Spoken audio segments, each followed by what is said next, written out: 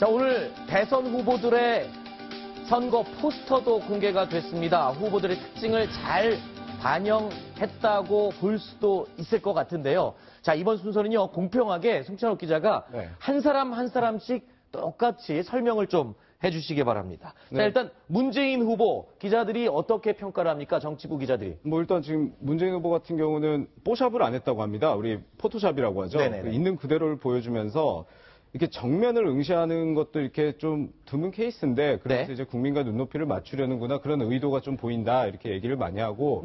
자, 홍준표 후보는 어떻게 평가를 합니까? 홍준표 후보 같은 경우는 굉장히 경력도 다양한데, 보시면 딱 두 문구가 있습니다. 지키겠습니다. 자유 대한민국, 그리고 당당한 서민 대통령. 이걸로 이제 홍준표 후보는 캠페인을 보수, 그리고 서민, 이 점을 강조하고 있구나, 이걸 딱 볼 수 있게 만들었다고 할 수 있겠고요. 자, 이제 세 번째 안철수 후보의 포스터가 지금 한눈에 봐도 시청자 여러분도 아시겠지만 가장 지금 독특한 포스터로 지금 인정받고 있죠? 네, 가장 파격적이다 이런 얘기 많이 나옵니다. 사실 그 기존의 다른 4명의 후보들의 경우는 기존의 그 포스터와 비슷한데, 이것도 그 경선 현장의 사진을 그대로 이용하다 보니까 뒤에 그림자도 본인의 그림자가 아닌 것까지 같이 있고 당명도 없습니다. 그래서 오히려 이게 혁신을 좀 보여준다, 이렇게 할 수 있고, 그리고 이제 양팔을 이렇게 들면서 이제 승리할 수 있다, 이런 점을 좀 강조한 포스터라고 할 수 있습니다. 그러니까 포스터를 위해서 스튜디오에서 사진관에서 제대로 찍은 사진이 아니다 보니 이 몸 뒤쪽에 벽에 생긴 그림자도 그대로 노출이 돼 있고 실제로 이 사진을 찍으면서 이렇게 손이 잘려나간 부분도 그냥 일반적으로 찍을 때 사진으로 치면은 사진 작가들이 허용이 안 되는 그런 부분이라고 지적도 있었고요. 그리고 또 이 어깨띠 같은 경우도 당명이 원래 있었던 어깨띠인데 그게 지금 로고만 있죠. 지운 거죠. 저 포스터에 대한 최고의 해명이 있습니다. 어떤 해명이었어요? 저 포스터 보시면 이렇게 안철수 후보가 양팔을 들고 있는 모습이 V 아닙니까? 그다음에 기호 3번 안철수죠. 그러니까 V3를 만든 안철수다. 그래서 이제 이 원래 안랩을 만들 때 처음 이제 이 바이러스 처치로 이게 V3를 만들었는데 그런 점도 연상시키게끔 저런 포스터를 만들었다, 이런 해석까지 나오고 있습니다. 제가 오늘 들었던 설명 가운데요, 또 독특했던 설명은 그거 있습니다. 안철수 후보 손 들고 있는 이 모습을 거꾸로 뒤집으면 국민의당 로고가 된다고 그런 얘기를 들었습니다. 일부 소수의 의견이었습니다. 자, 네 번째 포스터, 유승민 후보의 포스터 설명해 주시죠. 유승민 후보도 이제 바른정당의 푸른색을 이렇게 강조를 하면서 경력들을 많이 넣어서 그 본인이 이제 안정된 후보고 다양한 경력을 통해서 국정을 이끌어갈 수 있다는 점, 그리고 당신의 능력을 보여달라, 보수의 새 희망, 이런 점을 강조하면서 본인이 보수 적통 후보라는 점을 강조했고, 유일하게 외투를 지금 탈의한 모습이거든요. 그러네요. 자켓을 입지 않고 그냥 셔츠 차림으로. 그러면서 좀 역동성을 강조한 포스터라고 할 수 있습니다. 그리고 가장 글자가 좀 상대적으로 많은 것 같습니다, 내용이. 그만큼 그 경력을 강조하면서 그 안정된 후보다, 그 국정 운영을 그 준비된 후보다, 이런 점을 강조했다고 할 수 있고요. 자, 다섯 번째 심상정 후보의 포스터 어떤 평가가 나오고 있습니까? 가장 눈에 띄는 게 이제 노동이 당당한 나라, 노동이라는 점을 강조하면서 어떤 후보인지를 볼 수 있게 했고, 다른 후보와 또 차별화되는 게 세월호 추모 리본이 있거든요. 그 이제 노란색 같은, 이제 정의당의 상징이 노란색이죠. 그러면서 이 진보 후보다라는 점을 강조를 하면서 그 정의당의 노란색, 이런 점도 강조를 한 포스터입니다. 그렇군요. 자, 그래서 국민의당 선대위 홍보본부장이죠, 김경진 의원의 이야기를 저희가 한번 직접 들어봤습니다. 뭐라고 이야기를 설명을 하는지 들어보시죠. 글자가 없습니다. 전부 그냥 원샷입니다. 안철수 후보가 어깨띠를 메고 있는데 국민이 이긴다로 돼 있고, 가급적이면 뽀샵 처리를 최소화했습니다. 최소화했고, 지금 요 뒤에 약간의 그 그림자 있거든요.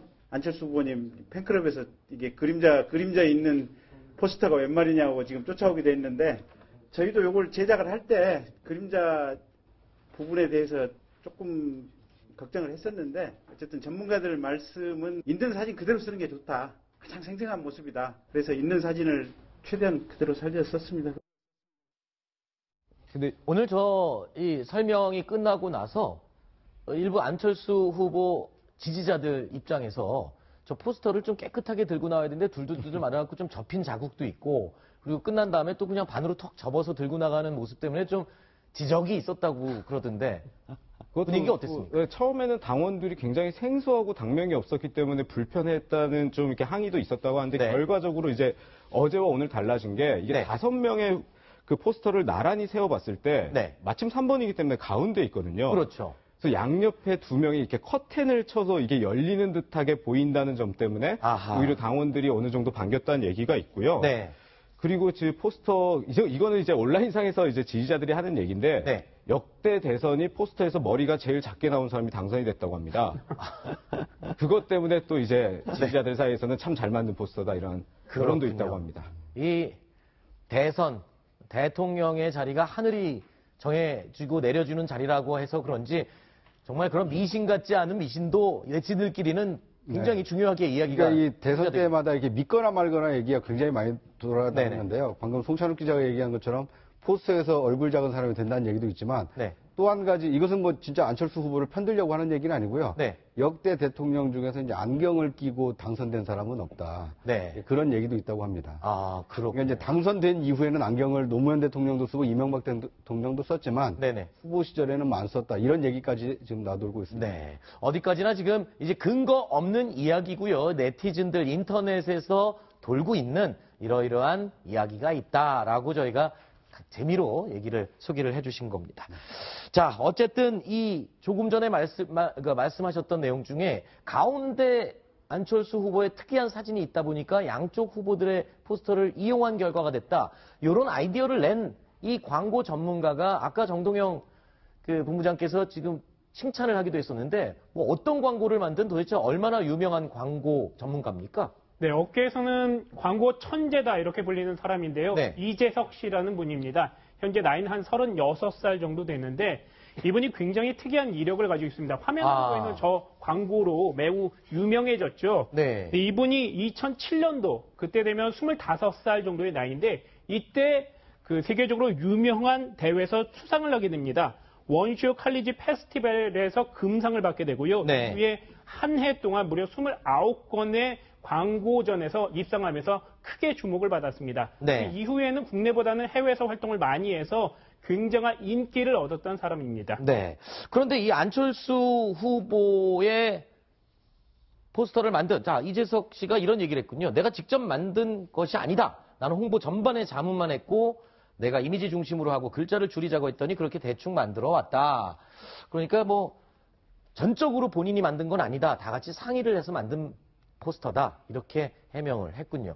그런데 이 안철수 후보의 홍보 플랜카드 가운데 길거리에 걸려있는 플랜카드 가운데 로고와 이름을 거의 보이지 않게 한 플랜카드가 또 회자가 되고 있어요. 이건 뭡니까? 양지열 변호사.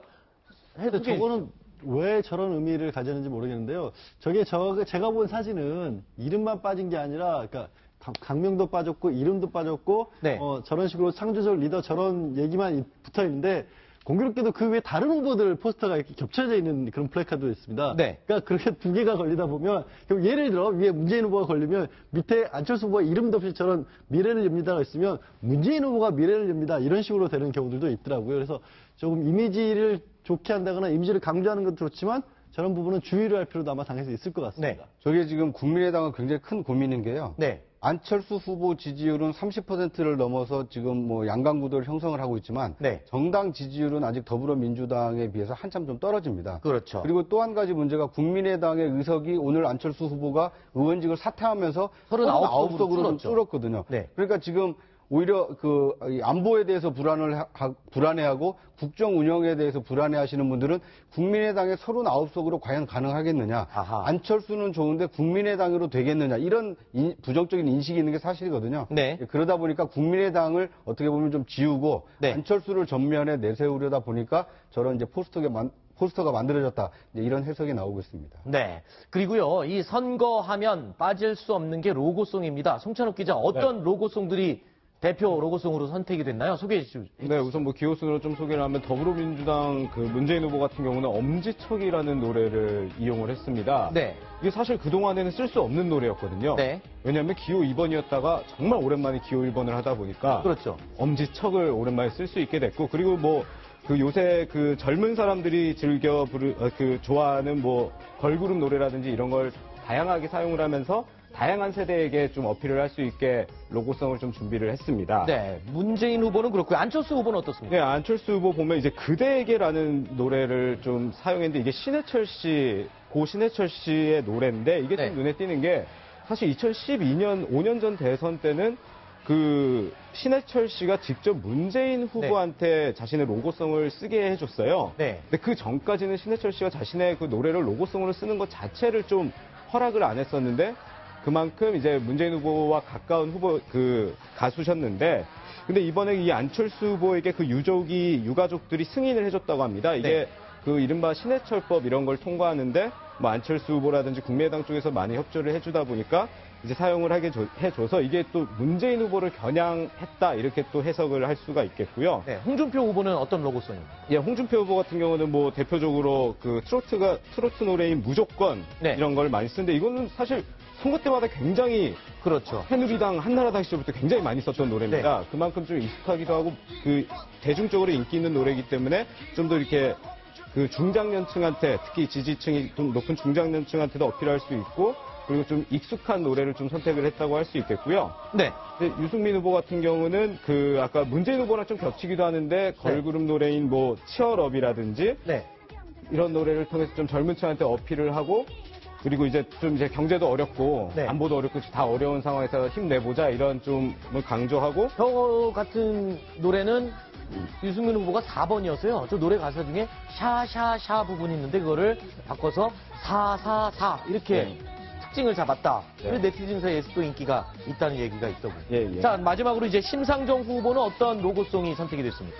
이제 뭐 심상정 후보 같은 경우는 뭐 그 인기 있는 노래인 붉은 노을을 좀 개사를 해가지고 로고송으로 사용을 하고 있고 또 그 특이한 점이 지금 뭐 붉은 노을이 나오고 있긴 하지만 그 진실은 침몰하지 않는다라고 이제 촛불 집회 현장에서 이제 세월호 관련해서 이렇게 썼던 노래를 그 로고송으로 이용하면서 좀 더 이렇게 진보적이라는 점을 좀 강조하고 있습니다. 네. 자, 각자 아주 큰 뜻과 어떤 의도를 가지고 로고송들을 다 골랐는데요. 자, 로고송들이 과연 이 후보들에게 몇 표를 더 가지고 올지 지켜볼 일인 것 같습니다. 근데 이 로고송도 굉장히 중요한 게요. 이 97년 대통령 선거 때 이 김대중 대통령이 이제 처음 정권 교체를 할 때 그 대표적인 로고송이 뭐였냐면요. 당시에 가장 인기 있었던 그룹이었던 DJ DOC라는 그룹이 있었습니다. 그랬죠. 그러니까 이제 DJ라는 이름이 일단 같지 않습니까? 그러면서 DOC와 함께 춤을이라는 노래를 DJ와 함께 춤을이라는 것으로 바꿔가지고 DJ와 김종필 전 총재와 이 박태준 이 세 명이 나와서 이제 함께 춤추었던 이 로고송을 만들어서 이 히트를 친 일이 있거든요. 그러니까 로고송이 국민들에게 얼마나 각인이 되느냐에 따라서 이 부정적인 이미지를 긍정적인 이미지로 바꿔줄 수 있기 때문에 이 로고송 전쟁도 하나의 어떤 이제 중요한 포인트다 이렇게 볼 수 있을 것 같습니다. 알겠습니다.